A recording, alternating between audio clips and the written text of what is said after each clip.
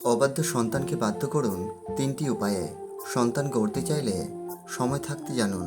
সন্তান তো এক খোলা কাগজের মতো, যেভাবে আপনি লিখবেন সেভাবে সে গড়ে উঠবে। কিন্তু যখন সেই সন্তান একসময় আপনার কথাই শুনতে চায় না, অবাধ্যতা করে, তখন মনে হয় এত ভালোবাসা, এত আদর, এত কষ্ট সব কি তবে ব্যর্থ হলো? আজকের ভিডিওটি এমন অভিভাবকদের জন্য যারা সন্তানকে ভালোবাসেন কিন্তু তার অবাধ্যতায় কষ্ট পান, যাদের সন্তান কথা শোনে না, আদেশ মানে না, আর ধীরে ধীরে ভুল পথে এগিয়ে যাচ্ছে। আজ আমি বলবো এমন 3টি উপায় যা আপনি মেনে চললে অবাধ্য সন্তানও আপনার প্রতি শ্রদ্ধাশীল হবে, বাধ্য হবে এবং জীবনে ঘুরে দাঁড়াবে। শুধু দেখবেন না, মন দিয়ে শুনবেন, কারণ আজকের কথাগুলো হয়তো আপনার সন্তানের ভবিষ্যৎ বদলে দিতে পারে। পয়েন্ট নাম্বার 1, ভুল ভালোবাসার সংশোধন করুন। শর্তহীন নয়, দায়িত্বশীল ভালোবাসা দিন। অনেক বাবা মা মনে করেন বেশি ভালোবাসলে সন্তান ভালো হবে, তাই যা চাই তাই দেন। সন্তানের সামনে নিজের কষ্ট লুকিয়ে যান, চোখে জল নিয়ে তার আবদার পূরণ করেন। কিন্তু জানেন কি, এই ভালোবাসায় একসময় তাকে অভিমানী নয়, অবাধ্য করে তোলে। কারণ আপনি তাকে শেখাননি সীমা কোথায়, দায়িত্ব কোথায়, শৃঙ্খলা কী। আপনার ভালোবাসায় যদি শাসন না থাকে, ভালোবাসা সন্তানকে আত্মকেন্দ্রিক বানিয়ে ফেলে। তখন সে ভাবে আমার মা বাবা তো এমনিতেই সব করে দেবে। তখন সে অবাধ্যতার পথে পা বাড়ায়। সুতরাং ভালোবাসুন, কিন্তু দায়িত্বের সাথে। তাকে বলুন, আমি তোমাকে ভালোবাসি, কিন্তু তোমার কিছু কাজ আমি মেনে নিতে পারি না।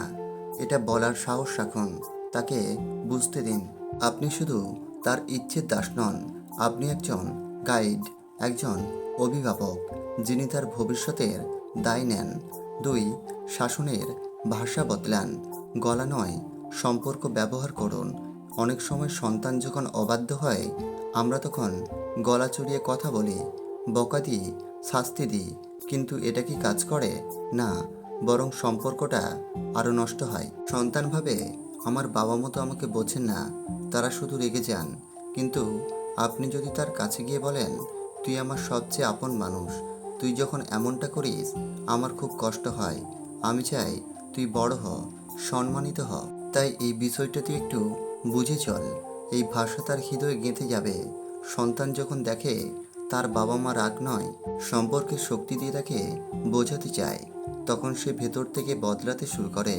আপনার সন্তানের মনের দরজা গলার জোরে খোলে না, সে খোলে ভালোবাসার সম্পর্কের দরজার ধাক্কা দিলে। 3, নিজেকে বদলান। সন্তান আপনা আপনি বদলে যাবে।